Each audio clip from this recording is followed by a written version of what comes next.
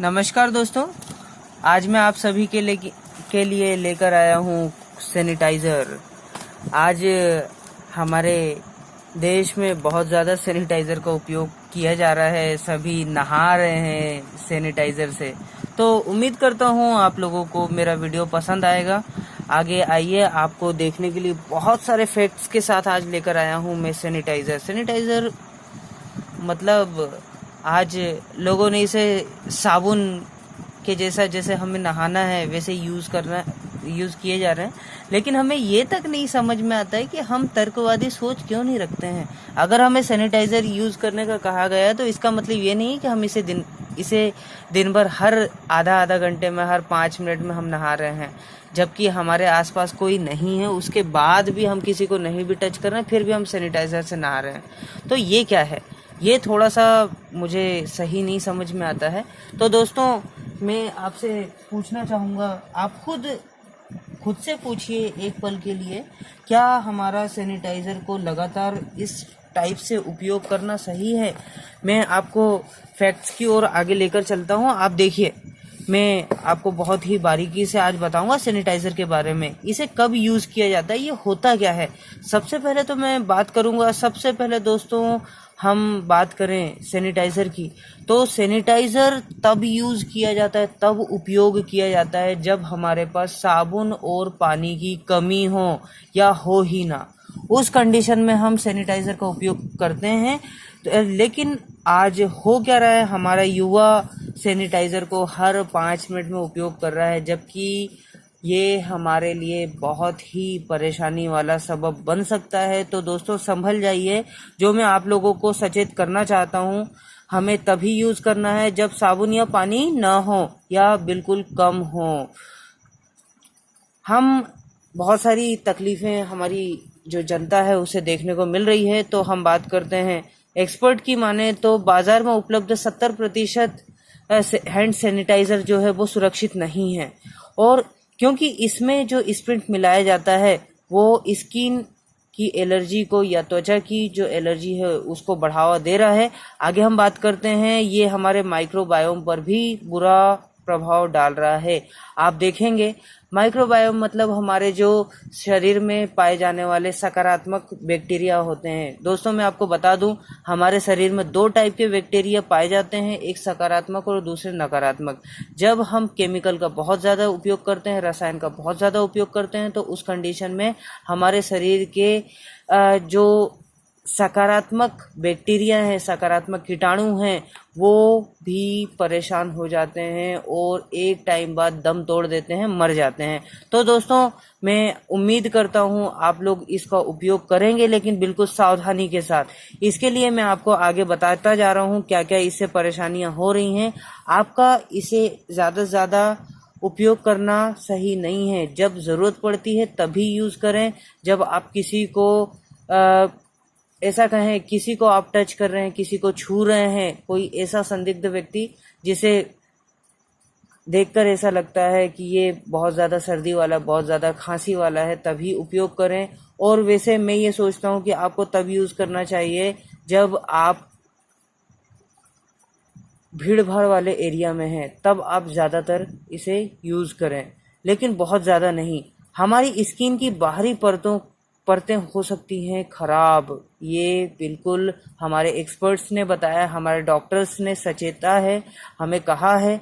अगर आप इसे बार बार उपयोग करेंगे तो हमारी स्किन को, हमारी जो त्वचा है, इसे ये सुखा देता है, जिसकी वजह से धीरे धीरे करके ये हमारे सेंस ऑर्गन्स के माध्यम से, हमारे सेंस ऑर्गन मतलब हमारी संवेदनशील त्वचा, हमारे संवेदनशील अंग, जैसे हमारी आँख, हमारी नाक, हमारे कान, अगर इन सेंस ऑर्गन, हमारे जो त्वचा है, हमारे संवेदनशील अंग हैं, अगर इसमें से एक को भी थोड़ी सी भी परेशानी हुई तो हम तकलीफ के दरवाजे को बुलाते हैं, तकलीफ के दरवाजे को खोल लेते हैं। तो दोस्तों सचेत हो जाइए।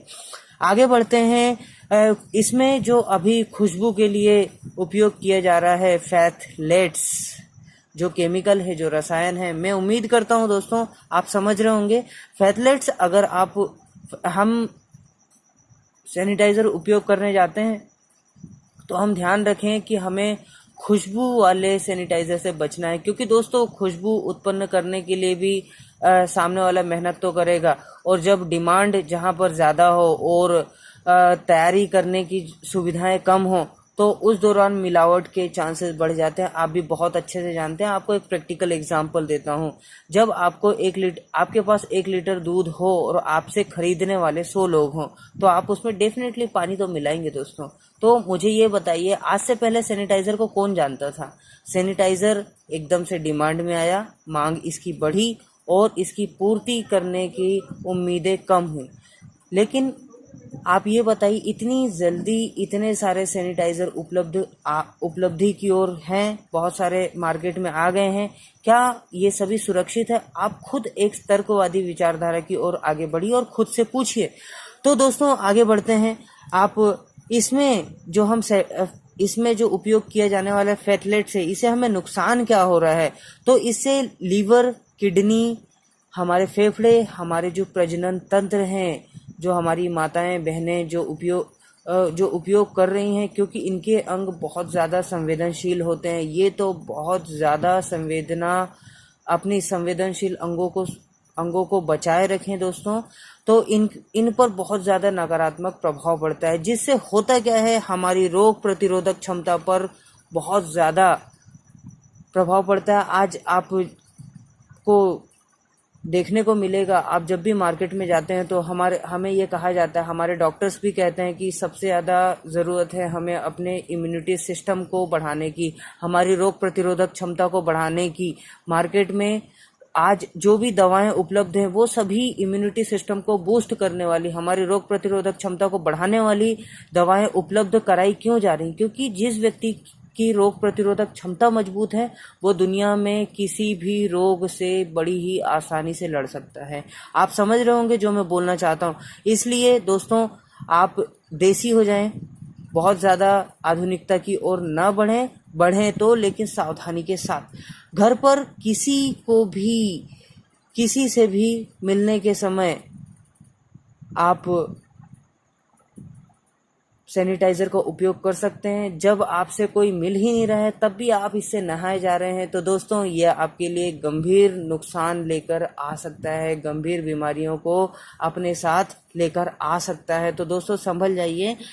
अपने हाथों को जब भी आप धो रहे हैं साबुन और पानी से तो कम से ज़्यादा 30 सेकंड और कम से कम 20 सेकंड आप इसे हाथ धोएं। ये आपके लिए बहुत ही ज़्यादा ज़रूरी। आगे बढ़ते हैं दोस्तों। हम देखते हैं FDA ने अभी हाल ही में अपनी रिपोर्ट बताई है और उसने बताया है कि मार्केट में अभी बाजार में 9 सैनिटाइजर उत्पाद ऐसे आ गए हैं, ऐसे प्रोडक्ट आ चुके हैं जिसमें मेथनॉल की अत्यधिक मात्रा पाई गई है। दोस्तों मैं आपको बता दूं, मेथनॉल हमारे लिए, अगर हम इसका अत्यधिक उपयोग करते हैं तो ये हमारे लिए बहुत ही ज़्यादा हानिकारक हो सकता है। अब हो सकता है इसलिए कहा क्योंकि जिसका इम्यूनिटी सिस्टम मजबूत है उसे पर इसके प्रभाव कम देखने को मिलेंगे, लेकिन देखने को तो मिलेंगे। तो दोस्तों संभल जाइए। हम इससे बचने के लिए मैंने जो आपको सावधानियां बताई हैं, जो आपको सैनिटाइज़र के उपयोग के लिए बताया है, आप जब भी सैनिटाइज़र को खरीदने जाते हैं मार्केट में तो दोस्तों कुछ बातों का ध्यान रखें जो मैं आपको बताने वाला हूं। सबसे पहले इस पर जो लेबल दिया रहता है आप उसे बड़े ही ध्यान से पढ़ें। दोस्तों उम्मीद करता हूं आप ऐसे सैनिटाइज़र का उपयोग करेंगे जो आपके लिए सुरक्षित हो। मैं आपके लिए एक अच्छे वर्तमान की कल्पना करता हूं, इसी के लिए दोस्तों मैं आपको बता रहा हूं। तो सावधानी बरतें और उम्मीद करें जो उस पर 60 पर CDC जो कि वैज्ञानिकों का एक संगठन है, वहाँ उसके दिशा निर्देशों के अनुसार इसमें 60% मतलब 60% मतलब कि 60 भाग एथेनॉल हो और जो बचा हुआ 30% है, मैंने यहाँ पर 70% गलत लिखा है, बचा हुआ जो पार्ट है वो आइसोप्रोपेनॉल वाला सैनिटाइज़र आप उपयोग करें, ये आपके लिए सुरक्षित होगा। साथ ही आप एक्सपायरी डेट को ज़रूर देखें। तो दोस्तों, यह आपके लिए बहुत ज़्यादा ज़रूरी है। हम बिना एक्सपायरी डेट वाला सैनिटाइज़र न खरीदें। अगर आपको सैनिटाइज़र को उपयोग करते समय इस प्रकार की तकलीफ़ें होती हैं, परेशानियां होती हैं, तो आप विशेष रूप से सचेत हो जाइए।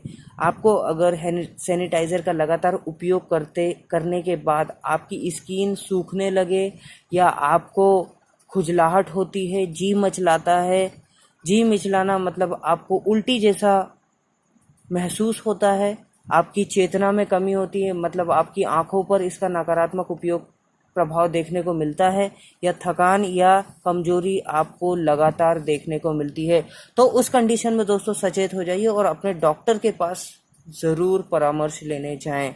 मैं उम्मीद करता हूं आपको मेरा वीडियो पसंद आया होगा, तो चैनल को आप सब्सक्राइब करें और बेल आइकन पर क्लिक करना ना भूलें। और दोस्तों, अधिक से अधिक लोगों तक इसे पहुंचाएं, क्योंकि आज हमें इस सैनिटाइज़र नाम के बुखार से बचना है और हमें कोरोना से लड़ना है, हमें डरना नहीं है। इसके लिए हमें सबसे पहले तो सकारात्मक होने की आवश्यकता है। हम जब तक सकारात्मक नहीं होंगे, हमारी इम्यूनिटी सिस्टम में एक सकारात्मक बदलाव नहीं देखने को मिलेगा। दोस्तों, हमारे घर में बहुत सारी चीज़ें उपलब्ध हैं, हम उनका उपयोग कर सकते हैं। हमारे सैनिटाइज़र बनाने के लिए, साथ ही जैसे हम बात करते हैं हमारे डेटॉल की, तो हम थोड़ी सी मात्रा में इसको आपका जो डेटॉल है उसे डालें और पानी में मिला के अपनी एक बोतल में रख सकते हैं। इसके अलावा आप नीम की जो पत्तियां हैं उसे उबाल कर आप एक बोतल में रख लें और उसे उपयोग कर सकते हैं। दोस्तों, मैं आपसे गुजारिश करता हूं कि आप जो भी सैनिटाइज़र यूज़ कर रहे हैं, तो आप पहले तो बहुत ही अच्छे से दिशा निर्देशों को समझें और उन पर अमल लाएं, क्योंकि दोस्तों, आपकी एक छोटी सी नादानी आपके लिए परेशानी बन सकती है। क्योंकि ऐसा कहा जाता है, अगर आपका स्वास्थ्य सुरक्षित है तो इस देश का भविष्य सुरक्षित है, और अगर आप सुरक्षित नहीं हैं तो हमारा समाज एक डर के माहौल से गुजरेगा। क्योंकि अगर हमारे देश में और कोरोना पॉजिटिव बढ़ते हैं, कोरोना ग्रस्त लोग बढ़ते हैं, तो हमारे लिए ही परेशानी होना है। तो दोस्तों, बने रहिए, आगे भी इस टाइप के आपके लिए वीडियो लाता रहूँगा।